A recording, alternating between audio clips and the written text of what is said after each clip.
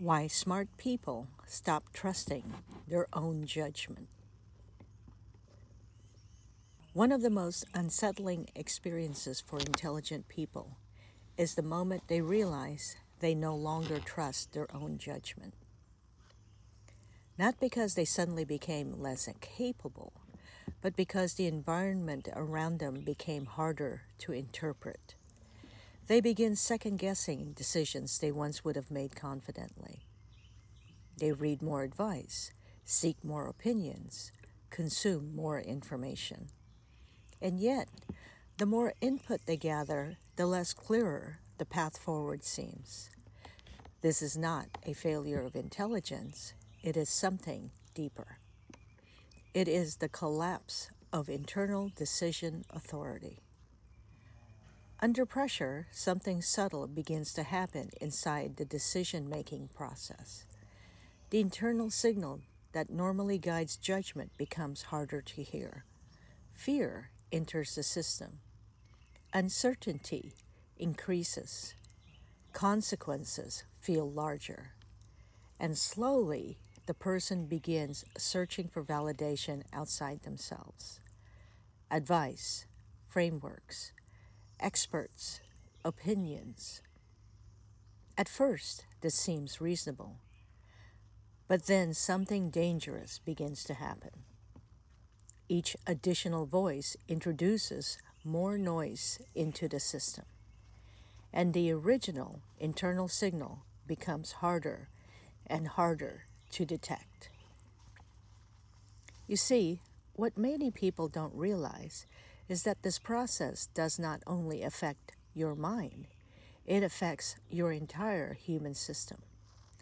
The mental layer becomes crowded with analysis. The emotional layer becomes unsettled with doubt and anxiety, and the body begins reacting as well. Your nervous system tightens, your breathing becomes shallow, and your sleep becomes irregular.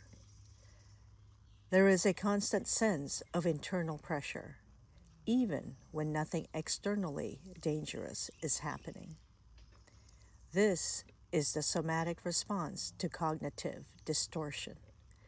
Your body is reacting to the loss of internal orientation.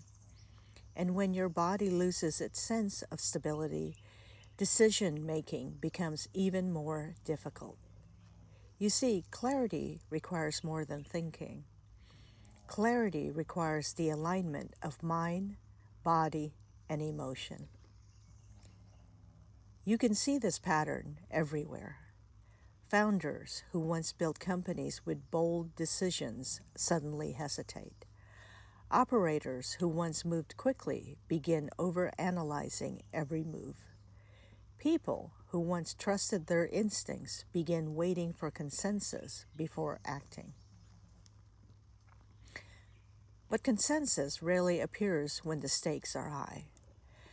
The moments that require the most clarity are usually the moments when the terrain is the most uncertain.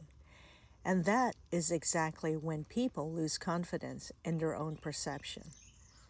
So we search for more information, more strategies, more opinions, but clarity still does not emerge.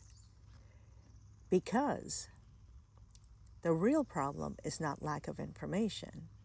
The real problem is the loss of internal orientation. Decision authority cannot be delegated. Advice can be useful. Information can be valuable.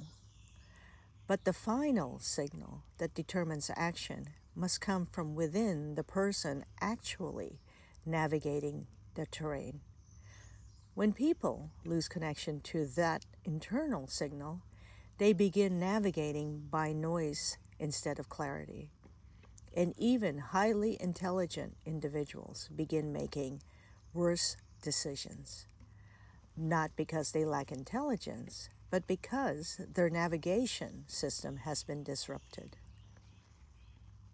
Restoring clarity does not begin with collecting more input.